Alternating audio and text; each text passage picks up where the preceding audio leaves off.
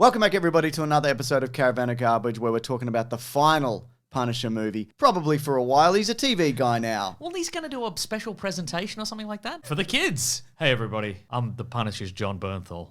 Don't do drugs. Because I'll get you. I'll kill you with this minigun. I've been saving it up.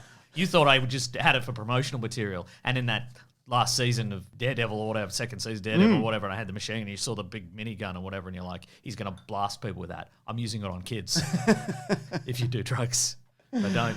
But he's going to do a special presentation. He is. Werewolf by Night, maybe, something like that. Guardians, but Kevin Bacon. Yeah, whatever. Yeah. I'm glad they're still doing those. But there's no time to talk about the MCU. Boo! Boo, yuck. Well, speaking of, Punisher Warzone came out in 2008 when we got both Iron Man and the Incredible Hulk, and not the MCU, but you're familiar with The Dark Knight. Oh, yes. So this is the significantly lesser known comic book movie release from that year. It also has the same Rotten Tomatoes score as the previous one, 29%. I say unjustified. Wrong.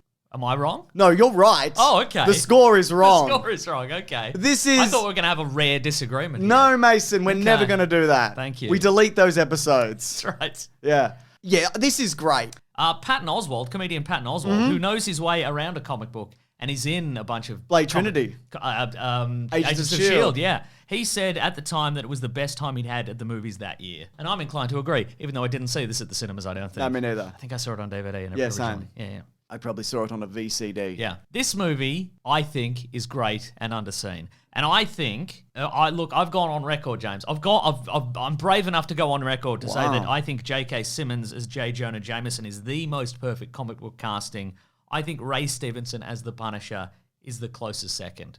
No shade to John Bernthal, who's going to shoot all those kids later. Yeah. But I think Ray Stevenson is like the second closest translation of just a comic book character to the screen in this movie. Completely agree. A giant guy in his mid-40s wearing tactical gear, just huffing and puffing, killing people as efficiently as possible. No pizzazz, no speeches. Well, there's a little bit of pizzazz. Remember when he jumps on that chandelier and he spins around? Oh, yeah, but I think that was more for killing than pizzazz. I mean, that's the first moment where you see him properly. Like, he lights the flare, and you think maybe it's going to be like a Batman moment, because Batman does a similar thing in Batman Year One where he does a little speech and whatever, but he lights the flare, and it's just enough so he can see and blind everyone else, and then he runs up the table and beheads a guy in a wheelchair with a Bowie knife.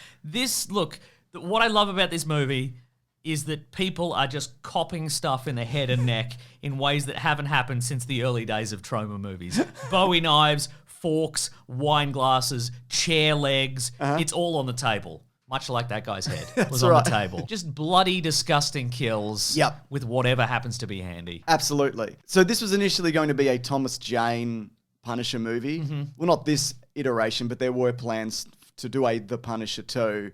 Rob Zombie was going to do it at one point. It never kind of came together, so Thomas Jane stepped away. If it's not with Zombie, I'm not interested. Yeah, maybe. If I'm not driven to sit in the Dragula every day, I'm out. So Lexi Alexander, who done Green Street Hooligans, came on board. And Gale Ann Hurd. Yes. Who produced Aliens and The Terminator. Yeah. It's strange, this movie, because it was released under the Marvel Knights brand and developed by Lionsgate. There's two movies that fall under that. This and Ghost Rider 2. That's right. Spirit of Vengeance. So the idea was that this would kind of be parallel to the MCU, but not in the MCU, so they could tell darker, weirder stories. Yeah. And they very quickly... Well, that's it. They only did the two. For people who don't know, in the comic books, Marvel Knights was sort of... similar to what you said, though. It was like standalone stories that could get a bit more mature. There was also the Marvel Max line, which was much more violent, but this was kind of like grounded stories that were kind of, set apart, single storylines. There was a Fantastic Four one where they lost all their money and they had to get real jobs. There was Black Panther. Lost all his money, had to get a real job. Etc. It was mostly that. Yeah. Yeah, I mean, a lot of this is taken from Punisher Max as well. Like, quite literally. But Marvel didn't have the film rights to the Punisher at the time. They obviously did end up picking it up and turning him into a Netflix character, as we talked about. Yuck. TV. Yuck. Ugh. So this and Spirit of Vengeance were Lionsgate productions. And this one especially feels like old New Line cinema stuff. Do you agree with that? Like the first Teenage Mutant Ninja Turtles movie, Darkman. Yes. I felt it was very, definitely very grimy and weirdly lit and ugly in a good way. Yeah, there's a bit of Dick Tracy in it, I feel, with the color scheme. And with Dominic West. He's really, I have a note here that it's Dominic West going full Guys and Dolls. But I think you're right, it is Dick Tracy there because, of course, he's the beaut, and then he suffers a tragic recycling incident, a glass recycling incident, and he is turned into Jigsaw, which is, one of the few Punisher villains that lives, in his comic books generally. And just he's really not in this. No, but he's really they've. Oh, by the way, we're gonna have to blur a bunch of this. Oh yeah, this won't get through. No, this is like when we did the Saw movies. Yeah, apologies. It's just the way it has to be. Yeah, but like there was a Jigsaw in some recent Punisher media. I think it was in the series, and they don't go half as far as they went in this. It's great. Oh, it really is. And even when he's, getting churned up in the glass machine, like he is screaming in agony, but it's more like, fuck you, you son of a bitch. Like he's just furious that he's being chewed up. He's very funny and very unhinged. Fun fact about Dominic West, lives in a castle. Does he? A Frank castle. What? No, just a regular castle. His wife's some sort of nobility. He married. There's an Architectural Digest video on it. I didn't know that was an option. Yeah. You could do that? You can just do it. Don't you remember Diana the People's Princess? Yeah, good point. I don't know if she...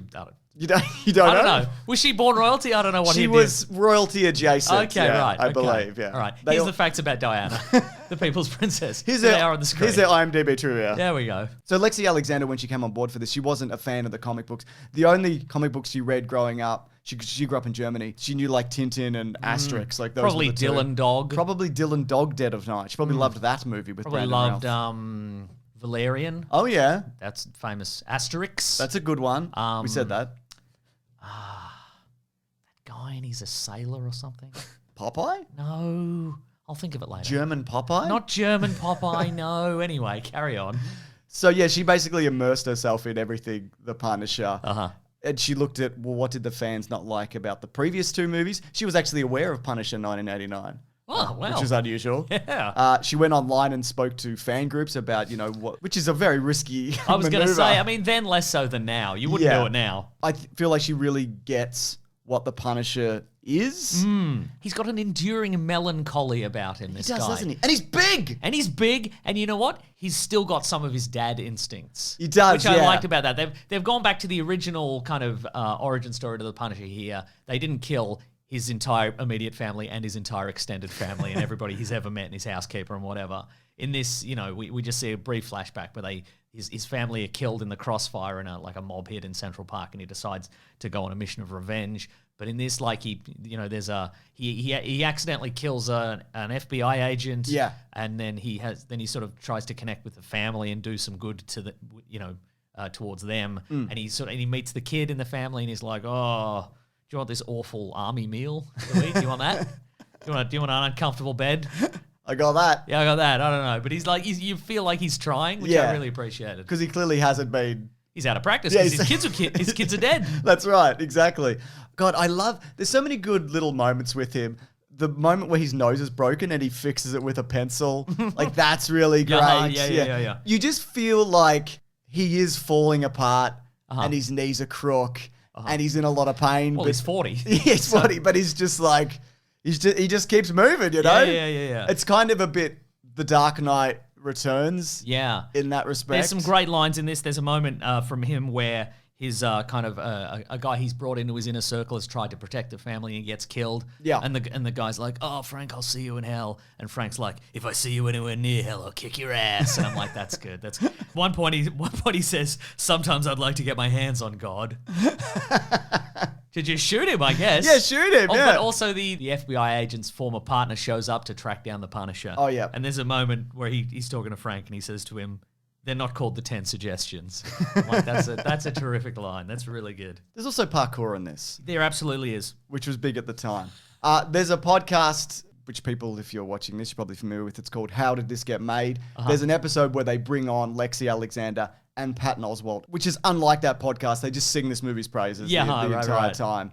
It's a great listen if you can track it down. She had a friend say, just don't put any parkour guys in this. I hate that. It's in everything. It's already been overused. Like, they did it once well in Bond, and that's kind of it. In terms of, I know, like, technically, there are better uses of it and whatever. Uh-huh. But it became very mainstream very quickly. So she's like, well, if that's something that people hate, let's do this. I love the parkour guys. Every time you see them, they're soundtracked by this high energy pop punk. Yeah. Up until the moment one of them gets shot out of the sky by a heat-seeking missile.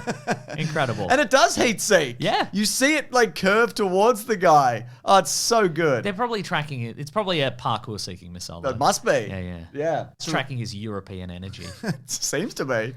But to get back to the look of this, apparently Marvel sent over an entire box of Punisher comics to Lexi Alexander, and they weren't what the original prints looked like. They were cheap copies. So the style of this movie is based off those prints where there's like 3 kind of main colors happening at any one time. Right. So that's why it looks this way, but that's not what the actual comic books look like, if that makes sense. Is this because I'm assuming that this is one of the many points that Marvel was going bankrupt, which is probably why they sent. I would say so. They just had a guy at the photocopier. Yeah, well, they were making this the same time as Iron Man was being made. Yeah. So, speaking of, Kevin Feige was apparently the one who pointed that out, because Kevin Feige is a producer on this. Right. Which also wasn't unusual for Marvel comic book movies at the time. He was on most of the X-Men movies, the Spider-Man movies. Like, he worked on a bunch of stuff. Yeah. Wearing a bunch of hats. Yeah, that's right. Literally. Yeah.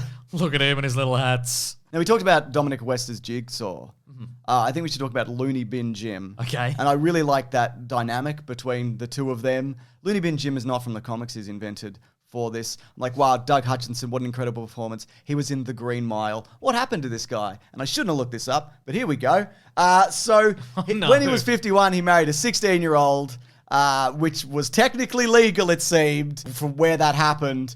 But I still think that's crook. And then later they split up, and she came out and said, yeah, he groomed me, obviously. So, fucking terrible. Great.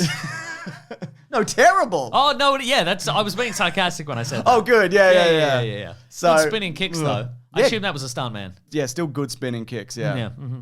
Yeah, completely unhinged performance. You know, the bit where he's like throwing himself into the mirrors and whatever. There is something kind of really darkly funny about an incredibly vain man who gets chewed up and then ends up looking like that. And he might have horsehide also sewn into his face. Oh. Also, you can't really see it on film, but his red eye has like a stitch right through it. Oh, no. Yeah, so that's great. Pretty funny stuff, That's Mason. funny stuff. Yeah. Everything you've said in the last 2 minutes is very funny and good stuff. I think, I really appreciate, and I know I mentioned it, just the minimal effort he puts in as a tactical Punisher. There's no pizzazz. Like, everyone else is doing flips and kicks, but he's just like, how can I kill you right now? Right. Like, what have I got? Yeah. It might be him, like, clearing a corridor, like in the finale, where he's just like Ray Stevenson learned to do a lot of that stuff, you know, for real, like clearing rooms, etc. And there's little moments like he puts a grenade in a paint can and then kicks it into a room, like things like that. He kicks it down the corridor, and a guy has the most incredible regret face when the paint can lands at his feet and the grenade just pops out, and he's like, oh, I shouldn't have signed up for this. This is... There's so for the big finale, of course, it's at the Bradstreet Hotel, which I believe is a tip of the hat to Tim Bradstreet, who was the artist responsible for many of the Punisher comic covers from that era, Marvel Knights and Marvel Max. Makes sense. But Jigsaw gathers all the gangs of the city to this hotel to lure the Punisher in. And there's a moment where you can see on the other side of a closed door, there's just a bunch of gangbangers there, you know, fully loaded to take him down. And he just punches his rifle through the door and fires an airburst grenade into the room and kills them all and just moves on. Yeah. It's great. It's really No time. Good. No time. Yeah. God. I like at the end also because he's given the impossible decision. He has to choose between Micro, his best friend. Sure. Yeah. Wayne Knight, who's here. And, you know, the death of like a child who's the child of the FBI agent that he got killed. FBI agent, undercover agent, whatever it is. I like also that undercover agent didn't turn out to be crook. He just killed a good guy. Yeah. And he hates that, you know, because he's like, well, my moral center is that I don't do that. I do have one specific rule. That's right. And I happen to break it, even by accident, not knowing. I like that carries with him. But ultimately, he gets the impossible decision like a superhero often does. You know, Spider-Man will have to choose between, you know, catching one person or another person or whatever. Oh, yeah, sure. Yeah. And here, he makes the decision. He doesn't get them both out of it. Right. It's just like, well, if I have to choose, I guess, I'm saving the family. You've had a good run, Wayne Knight. Yeah. You were in Jurassic Park. Yeah. And Seinfeld. That's right. And Space Jam. That's right. Yeah, and there's a moment where he's beating up Jigsaw. He takes a second to release the family, but he just goes back to keep beating up Jigsaw. Like, he doesn't get a second win. He's just like, back to this. And then he has a horrendous death, which is fantastic. Now, we talked about the body count in previous videos. Ben and Lawrence, if you could put that up for individual The Punishers. Oh, yes. This guy has 81 confirmed kills. That's decent numbers, I think. So it makes him the highest, I believe. But also there's a moment where they go into a room full of boxes for things that the Punisher has potentially done. And every one of those boxes contains a file of a person that he killed. Oh. So it's probably in the hundreds. At least. So yeah, this guy, he's the most Punisher, I think, of all Punishers. I mean, based on that alone. And good on him. I agree. That's what we want. This is what I wanted. Yeah. Just relentless rampaging. A man who's got too many guns. Yeah, I don't know if you know this, but there's a website called the Internet Movie Firearm Database. Okay. Which, gun fans, ammosexuals as they call them, they list all the weapons that are in particular movies. And boy, the one for Punisher Warzone is so long. So long. Are they happy with it? I don't think they editorialize in that way. Oh, okay. I would say generally they are. Just facts. Yeah, just facts. Great, yeah. So, as a result of this, Lexi Alexander was kind of ostracized from Hollywood. She was put in director jail. That's right. She's still worked and done stuff since, done a couple of movies, but yeah. She took this on not being a fan of the character, but liked the idea after reading the comics that, I can make this as brutal as possible. We can really push this to the limit. Yes. And the studio was 100% on board with that because that's what they wanted. They ended up replacing her soundtrack with something darker to kind of fit like the Dark Knight kind of aesthetic. Oh, sure. This came out after that. This came out in December. And there was a few other things that kind of worked against the release of this. It was screening for critics. And you know critics, mate. Oh, I've heard about critics. Not like us. We're different. We're different. We're different. We're cool and street level. And we don't know how to criticize things properly. We don't have that book learning. We really don't. We don't have the schooling for us. We just say, I like it when he stabbed that man in the head with a big knife. That was good. I like when he broke that old lady's neck. Remember that bit? I do. We can't show that probably, but here's a censored version. That's right, yeah. So she said, well, look, I don't think these people are going to kind of appreciate what we're going for here. What if we put on everyone's seat just a one sheet of a bunch of the kills that happen in this that are taken directly from the comics? Right. Because most of them are. That sounds like a threat. I reckon if I sat down and there was like, is that a guy who looks like me? He's getting his head twisted all the way around. So I think if you did something like that, even if critically you didn't like it, you could go, oh, I see what they're going for here. Right. This is true to the character. Yeah. They didn't end up doing that. And one critic said, Alexander should go to prison for her violent imagination. Wow. And she's like, I didn't even think of this shit. I just interpreted it. I just adapted it, yeah. Oh, speaking of prison, so by the nature of the way we record these, I'm often a couple of weeks behind as far as insane things you put in these videos. No. And in the Punisher 89 video, you channeled binging with Babish and you put on your little black latex gloves and you made a pita bread pizza. It was only 4 minutes. I just want to point out, we got a lot of feedback. Yeah, and it's all negative. And everybody's agreeing with me. But a lot of it's... You're like, how I'm innocent of my crimes, and to prove it, here's a video of me committing them. Prison for you. Most people had more of a problem with the ingredients. Right. It's just what I had at hand. If you don't like pineapple on pizza, I understand that, Mason. You put some egg on there. It's for protein, Mason. We're making it healthy. Like Punisher Warzone 2008. Okay. This is much maligned. Okay. You don't get it. I think in your future accommodation, what you're going to be putting on there is like cigarettes and bits of tuna and stuff. Whatever the currency is where you live, which is prison. I did think about escalating it and just putting like weirder and weirder stuff on it, but I'm like, no, here's something you could actually eat, hypothetically. Yeah, hypothetically. I'll stand by it. I'm fine. And I won't go to jail. That's good. Like the Punisher, you have one principle you always stand behind, even when it gets you into a lot of trouble. You know what it's time for? What's it time for? It's time for Pun Trivia. Trivia Zone. Love it. This is a trivia section of the show. Here we go. Freddie Prinze Jr. auditioned for the role of Jigsaw. Lexi Alexander was like, incredible. Let's give him this role. And the studio was like, no. Oh. So he is a good actor. And he's very handsome. And he's Kanan. What's that? In Star Wars. He's little ponytail, little beard guy from Star Wars. I don't know. Star what that Wars is. Rebels. No, I don't know what You've that is. seen it. We've talked about it. That's great for me and him. I had some other trivia. We talked about it in the thing. But Here's here's one another piece of trivia. Yeah. He's the third Punisher in a row to have a bow. He's carrying on that tradition. yeah. But this time it's a little tiny little, Yeah, he tiny does. little crossbow gun with a laser sight. Ba-doo. Yeah. Is that that'd be a poison dart? Looks like I a assume. poison dart gun, yeah. He wouldn't do a not poison dart. Absolutely not. Yeah. He probably wanted one of those darts from Blade where you shoot them in the neck and they all expand and then they explode. He would want that. But, they're hard to get. They are hard to get, yeah. Also, of course, Ray Stevenson went on to play Volstagg in the MCU. That's true. I forgot that because that is a completely different performance from this. R.I.P. Incredible. I would have loved to have seen him reprise the role of the Punisher, which he did actually. There's a kids show called The Superhero Squad, and when I say kids show, it's a very kids show. It's got that aesthetic, all the characters are little and squat and running around. Yeah, right. I'm so And he gives like a bunch of Marvel characters like a lift in his van and does a speech about injustice and broccoli and all these kinds of things. Okay. And they're just terrified the entire time. It's great. It's really, really good. But that's the only chance he had to do more of this. In terms of box office, on a budget of $35 million, this made 10.1. Okay. Just dire. That is dire, yeah. People, we didn't see it at the cinemas, and, this is right up our alley, really. Yeah. Or did I? I can't remember. I definitely didn't. Okay. Yeah, I remember watching it at home, so... Maybe it didn't even get a cinema release. I feel it's a movie I would have seen at the cinema if it got a cinema release in Australia. You might be right. Let me check. Boo. No, you're right. It came out in Australia on July 14th, 2009. On DVD. So no cinema release. Okay, that makes sense. Okay. It did get an Ethiopian release. Oh. We didn't get that one. No. Well, there you go. Okay, well, that makes sense. That makes a lot of sense now.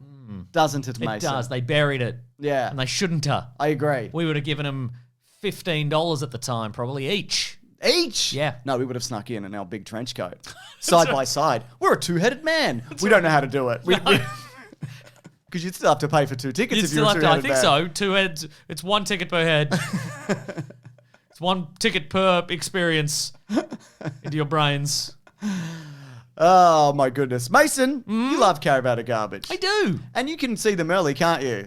I guess. Yeah, I can send them to you. You'd get them for free. But for other people who are interested, they can head over to bigsandwich.co, which helps keep these ad-free. That's right. That's not the only thing going up there. We also have a podcast called The Weekly Planet where we talk movies and comics and TV shows. That comes out every Monday, Sunday there early. We do also video game Let's Plays. Movie commentaries. Movie commentaries. We recently played the Punisher arcade game. That's right. All the way through. I was Nick Fury. Yeah, check that out. I was smoking the whole time. You were. And in the game. What? This Big guy? cigars. This guy? That's right.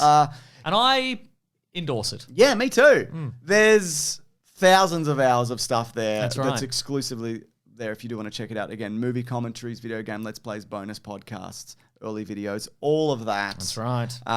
And also, next week's video will be there early. And here's a hint.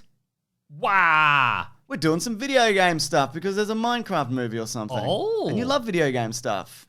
That's mostly bad, isn't it? Yeah, these are bad ones. I think Minecraft's going to be bad too. We haven't seen it yet, We're but I bet it doing is. a whole bunch of bad ones in a row, yeah. Should we buy the Jack Black Minecraft action figure? Yeah. It's just old Jack Black. Just an old man. That's good. Yeah, it's good. Yeah. Anyways, thank you so much for watching, everybody. Thank you, everybody. Thank you to Ben for the edit. Thank you, Ben. Thank you to Lawrence for the edit. Thank you, Lawrence. Thank you to Ben and Lawrence for the edit. Thank you, Ben and Lawrence. Thank you, Ben and Maddie, for the edit. Thank you, Ben and Maddie. God. Mason, what a time. Do you keep all these in for the audio version? For the longer one, yeah. Oh, you're great. You happy with that? Okay. Because sometimes do people know that it's because we don't know necessarily who's going to edit it? Correct, Because yeah. otherwise it just sounds like we're insane. Yeah, well, that's fine too, isn't it? Yeah.